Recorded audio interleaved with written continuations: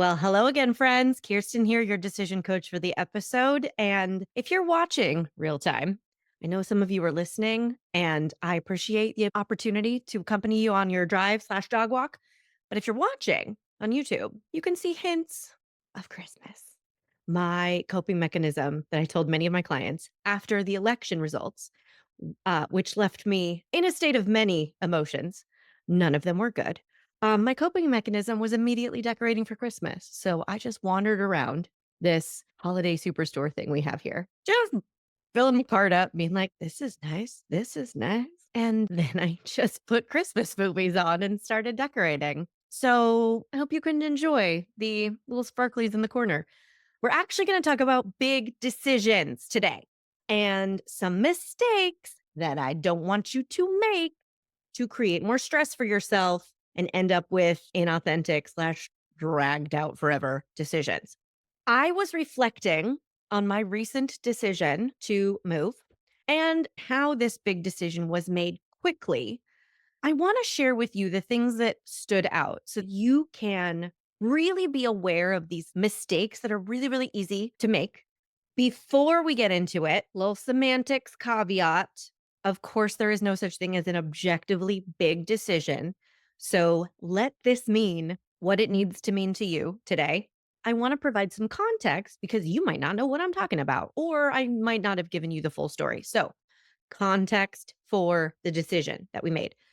A couple months ago, my camera operator husband got an offer for a job that was out of state. It was at least 5 months and started right away. I think it started in less than 2 weeks. He also had already lined up another show after that because he's really good at his job, you guys, and I'm so proud of him. So this next job he had lined up was also out of state. So we were looking all of a sudden kind of overnight at, oh, I think I'm going to be gone.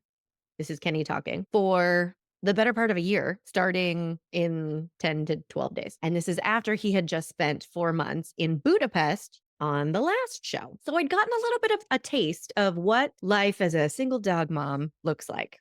So the same day it was confirmed that he was going to go away, I decided I'm not going to stay here. I got to move, got to get out in our apartment in LA. We ran through a bunch of options, landed on I'm going to move our household to a different place in LA, looked at over a dozen rentals in person, maybe 14 or 15, and picked a place. And the day we both left, because I was going on a family vacation, he was going to Albuquerque, the lease was emailed to us to sign. So, in that span of about 2 weeks, all of this stuff happened. All right, so you're caught up. Now, let's get into the nitty gritty of what made this an easy, big decision to make quickly. The first mistake I see people make with big decisions is that they think bad feelings mean bad things. How I ended up instigating this choice was actually recognizing that I did not feel good, that I felt bad. Not about Kenny's job. We were thrilled about Kenny's job. But as soon as I started picturing living alone in our apartment at the time, in a neighborhood that we didn't love, leashing up 3 dogs and taking them downstairs and taking them back upstairs multiple times a day, I got sad. I did not feel good. I hear from a lot of people that they think, often subconsciously, that it's a bad thing if you make a big choice instigated by a negative emotion. And I find this really interesting because I often ask people to investigate their past big choices and think about what emotions drove those decisions. What emotions were present when you made that choice? And if you do this, I'll wager that you're going to find some negative emotions present when you made some big choices, even if they weren't like, I got so fed up with my job, I quit. Even if you made some really big, positive looking, positive sounding, full of positive emotions all over the place decisions, there would probably be some dissatisfaction, longing, disappointment, jealousy, maybe. There probably was some flavor of a negative emotion involved in some really big past choice that you made that you would consider a positive choice. All to say, don't make the mistake of the presence of a negative emotion mean I shouldn't make decisions. That's impulsive. That's emotional. Newsflash, humans are emotional. Literally can't make decisions without emotions.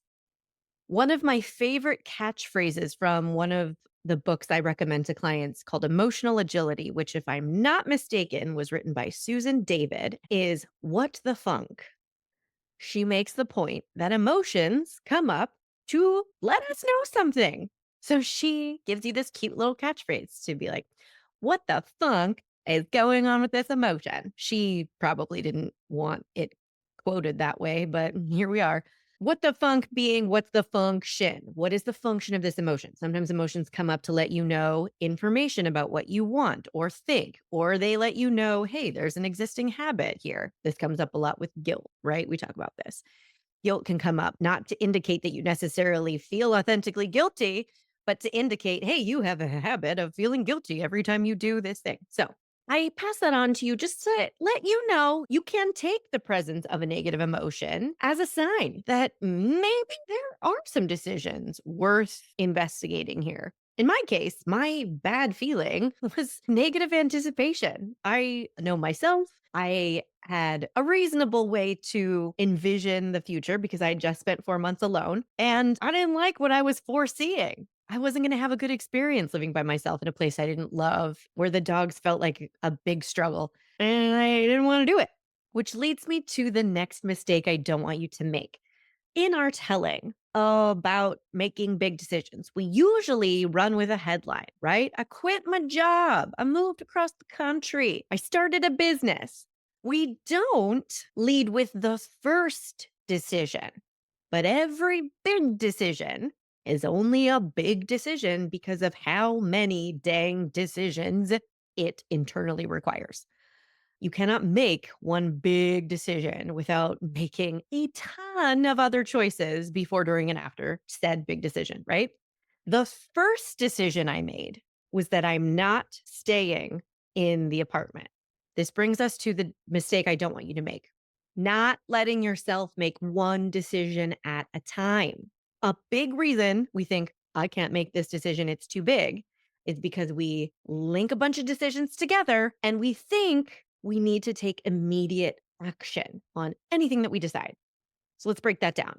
We can think, well, I have to make all the decisions because if I'm not ready to quit my job right now, I can't decide to quit my job right now. That's lunacy. So I'm going to stay undecided. I'm going to hang out in indecision so I can hang out in inaction because I'm not ready to take a next step. We complicate these choices by linking them together, by creating unnecessary dependencies. We render ourselves unable to act, unable to decide, because we are all of a sudden facing 17 decisions. And since we can't take action on all of them at once, we don't think we can be decided.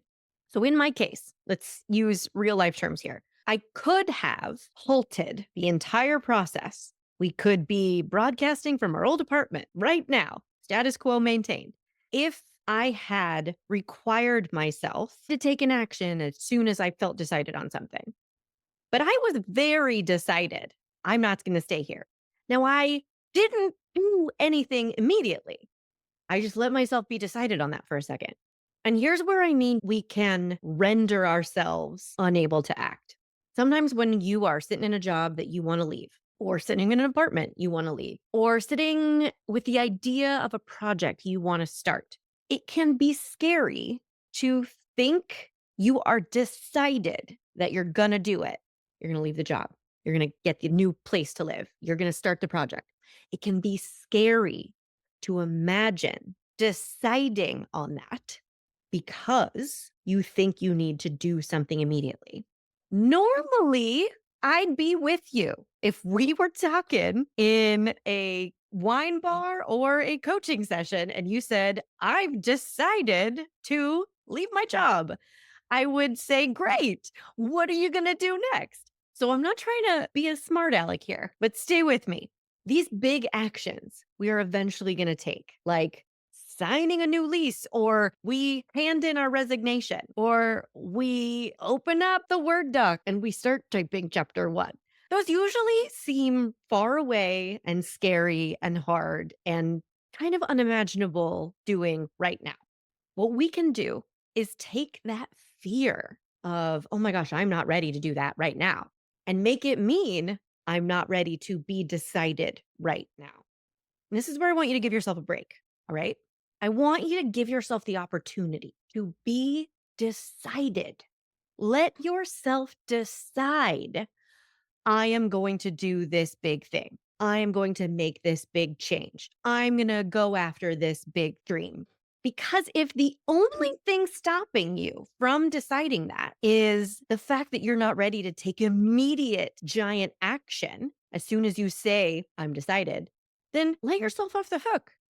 You're not going to take the action unless you get decided first. So, how about we break up the process just a teeny tiny bit? I don't want you to be decided that you're going to write a book, but then never, ever start for your entire life. So, that's not what we're saying. We're not saying drag it out and let yourself just talk your talk without walking your walk, but remove your own obstacles out of your own way. And I have great news for you. You are already good at this. Yeah. I love when this happens, when we're like, oh, I'm learning a new skill. This is going to be hard. And then I get to tell you, no way. You are already doing this all the time. You just have to do it over here in this other area of life. Hooray. You are already making decisions without requiring immediate action of yourself. They're just smaller, so they don't feel like the stakes are as high. But you are capable of making a decision and just walking around the world being decided about it. Let me give you some really fun examples. What you're going to make for Thanksgiving. I don't care if you're just in charge of the cranberry sauce. I don't care if you're just in charge of the napkins.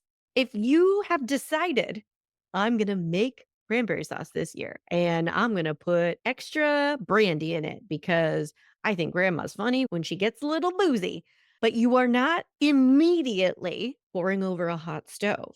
You can walk around for weeks being decided that that is what you're going to do without needing to take immediate action on it. You can be decided that you're going to have dinner with your friend Christy next Thursday. You don't need to have dinner right now in order to be decided about that. You can even be decided that you are going to decorate for the holidays without needing to know exactly what you're going to do. How are you going to decorate? What are you going to put up? Are you going to do lights? Are you going to do all certain color lights? Are you going to do no lights? Are you going to do inflatables? You might not know, but you might be decided that you are decorated. And you might be just walking around your life not decorating right now, but knowing you will. I want you to really believe me when I say you are good at this. You are doing it. You are making a grocery list. You are deciding to buy seasonal Oreos. And you are walking around as a decided person without needing to take immediate action on that decision. So if you can do it there, you can do it here. You can be decided. You're going to write the book, or you're going to write a book. Maybe that's your longing, but you haven't picked which one. What if you could just be decided that you're going to do it?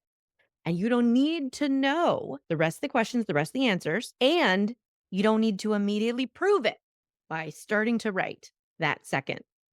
What if you could be decided that you're going to leave the job that you hate without needing to know what you're going to do next and when you're going to leave and what it's going to look like and how it's going to impact your family, blah, blah, blah. And without needing to hand in your resignation the second you've made this decision. If you get to the point where you have been decided on something for months and months and years and you're not taking any action, that is a different problem to solve. And I swear it's solvable. But if you are rendering yourself unable to make the decision because you are manufacturing this requirement that you take immediate action, I want to let you know you don't have to do that. You can walk around your life being a decided person. I'm going to buy seasonal Oreos. I'm going to make boozy cranberry sauce for Thanksgiving. And I'm going to quit my job, or I'm going to move, or I'm going to start my business, or I'm going to write the book, or I'm going to start dating, whatever it is you want to be decided about. You can walk around your life a decided person and just let that sink in. Let that certainty fuel the next actions you take and the next decisions you make. So back to our example. Oh, I'm fired up about this, you guys. I got decided first that I was going to leave. And this brings us to our next mistake I do not want you to make. I made one decision at a time based on what I knew. The mistake I don't want you to make is to focus on what you don't know. We do this all the time. An idea comes up. I think I might not want to stay here. I think I might want to try that new thing. I think I might want to fill in the blank. Immediately, a bunch of fears and questions come up. We know this because we're decision masters, and that's what we expect, right? And then we think, oh, I don't know all the answers to these questions that just came up 1 second ago. Clearly, because I just 1 second ago had an idea that I might want to move and don't immediately have all the answers to the questions. Where am I going to move? How am I going to move? How much is it going to cost? Can I afford that? What's my timeline? The fact that I don't have all those answers instantaneously means they're not answerable. I'm too overwhelmed and I can't do this. I'm sorry. Can we please adjust our expectations here? Going forward for the rest of your entire life, how about we make a deal that when you don't have immediate answers to 23 questions that come up all in one instant, we don't make it a problem. What if we just make that totally reasonable and what we expect? This is what actually gets to be so fun in coaching sessions because we do not let you show up every single week or every single time we talk repeating the same stuff over and over again. Even though, bless my clients' hearts, they always tell me, I'm just, you're just like, listen to me complain about the same stuff every single week, huh? And I'm always like, no, no, I would actually be doing a really bad job if that's what was going on here. So I know that it feels like we are repeating ourselves and getting nowhere sometimes. I am with you. Okay. But here's the difference when you focus on what you don't know, you just repeat the same questions and unknowns over and over without any attempt or even intention to answer the questions, fill in the unknowns. So, our example, if I had been walking our dogs, because this literally happened on a dog walk when we were talking through, okay, Kenny's going to leave. Okay, I'm going to be here. Uh-oh, bad feelings. Don't want to do that. Decision, not going to stay. If I had then immediately swung the spotlight to, but where are we going to go? How am I going to do it by myself? Are we going to do it in time? Am I going to be able to handle that and my job? Are we going to even be able to afford it? What do rentals cost right now? Where would we even move? If the spotlight was on all of those questions, and I just let myself walk around repeating those questions on a stressful loop to myself, no decisions would have been made.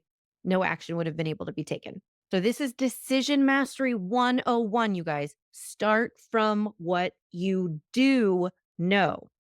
Even if you have 1 million literal questions, which I promise you don't, you probably have a few, maybe a dozen, but as long as they're answerable, we'll answer them. A lot of them are also probably unnecessary and not answerable. So you get to chuck them out the window. It's fine.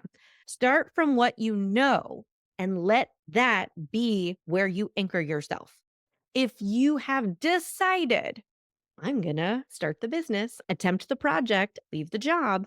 Do not let your brain, your beautiful negativity biased brain who really wants to keep you safe and comfortable in your comfort zone, surrounded by everything familiar, even if it sucks. Do not let your brain swing its spotlight to everything that you don't know and stay there. What do you know? For me, I knew I wanted to leave. Great. That let me make that first decision really quickly and easily. Okay, I'm not going to stay. Great. Okay, what's next? What do we know next? That let me ask the highest quality questions to make my next decisions. All right, well, do I want to be with Kenny in Albuquerque? I don't know if that's what I want. Let's find out. Thought through it, made that decision. No, we're not going to Albuquerque. Okay, what do I want in where I do go next? That let us set up the criteria. Here's our budget. I need light or I'll get depressed. I need a lawn for the dogs to go out in. We have what we want. I promise if you are sitting there kind of in an overwhelmed daze about a big decision because you don't know where to go next or what to do next, focusing on what you do know will reveal the next highest quality questions you can ask, the next actions you can take, and the best next decisions for you to get decided on. 100% this will streamline your process and you will start moving at what feels like lightning speed. Okay, the final mistake I don't want you to make kind of is a full circle with the first mistake. So, the mistakes you're not going to make, to recap, are thinking that bad feelings mean bad things, not letting yourself make one decision at a time, and focusing on what you don't know. The final mistake I don't want you to make is going back to this feelings thing. Again, when we're in the middle of a big decision, it means we're making a lot of decisions, right? We can get to a point where we think nerves indicate a bad thing. Like, oh, now I'm about to raise the stakes. It was hypothetical until now, or it was relatively low consequence decisions until now. But now we've gotten to a point where I feel like this is actually going to raise the stakes. And I don't want you to make the mistake of leaning back from that. I want you to go ahead and recognize when you are raising the stakes. We have to bet on ourselves, you guys. Not that many people are going to bet on us on their own. Certainly less will bet on us if we're not willing to. So recognize these opportunities that you are maybe taking a gamble on yourself, maybe taking a risk that you have decided is worth taking, maybe raising the stakes to a point where you're all freaked out, you're a little nervous, you feel like some actual stuff is on the line here because stakes equal meaning. And what if instead of leaning back from that because you think, shit's getting real, I better cool my jets, I better slow down, you investigated it. You thought about what actually am I putting on the line? How actually am I raising the stakes? Sometimes we make up that feeling, to be honest. So you can bypass a lot of stress by asking yourself, am I really raising the stakes here? And sometimes you can find out, oh no, I'm actually just submitting an inquiry via email. No stakes are getting raised whatsoever, which can be a relief. But if you are going to hit send on the lease that's signed, or you're going to hit send on the resignation letter, or you're going to hit send on the text message asking somebody out, because that could be a big decision too. And it feels dangerous. Why don't you just take a big old breath and let yourself get curious about that meaning? What's at stake here? And are we really raising the stakes? And can we make that be a good thing? Can you show yourself, yeah, I'm serious about this? Look at me. I said I wanted to write a book and I'm doing the thing. I said I wanted to move and yeah, look, we're in it. It's okay to need to catch your breath every few decisions, especially if you're moving quickly. But I just say this because we typically, probably, don't live a life where the stakes feel extremely high every single day, multiple times a day. You might have a very particular lifestyle where that doesn't apply to you, but I know a lot of people are living a life where we're not really making decisions that feel high stakes every day, sometimes not even every week. So if one is coming along, I want you to recognize if it feels uncomfortable and feels unfamiliar, and that's fine and that's normal. But I don't want you to think it's a bad thing. I don't want you to shy away from it. I want you to love that you're raising the stakes. You're in the game. You're betting on yourself. Let's do it. All right. I hope you heard exactly what you needed to hear in that. I hope this helps you navigate the next big decision. You save yourself some stress and you help streamline the process and you allow yourself to take a little bit more fast action with a little less friction, a little less overthinking, a little less second guessing.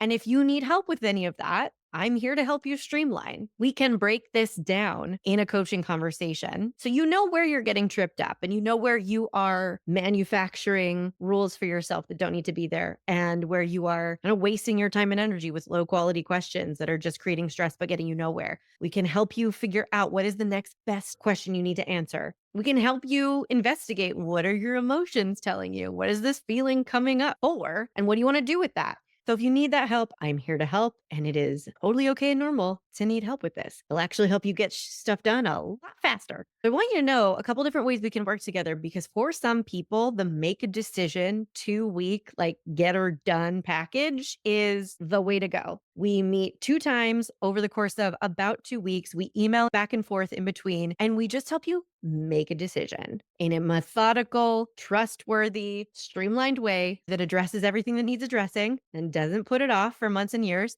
but doesn't require you to feel like you're throwing yourself off a cliff. That's a really fun, really satisfying, super productive way to work together. Just get her done. So you can book that at kirstenparker.com/decide. And we can also work together longer term. If you're wanting to really solidify these habits and turn them into a way of life and help yourself think through decisions and think about your decisions in a new way, if you have a series of decisions that you have to make and you don't want to just hang out for 2 weeks, it's very normal too. Go to kirstenparker.com/schedule, book your consult. We'll talk all about these options in a free conversation where we help you make a decision about what to do next. I hope you have the best week ever. Go decorate if you need to decorate. Do what you have to do, meet your needs. And I can't wait to see you again next week. Bye. Hey, want to find out your decision style? Obviously, go take the decision style quiz. It's in the show notes and at kirstenparker.com/quiz. We all have our style when it comes to making decisions, but do you know how to use your default way of thinking to your advantage? Or do you mainly get stuck in the most annoying parts of overthinking and people pleasing? The decision style quiz has your answers, my friend. Take it right now at kirstenparker.com/quiz.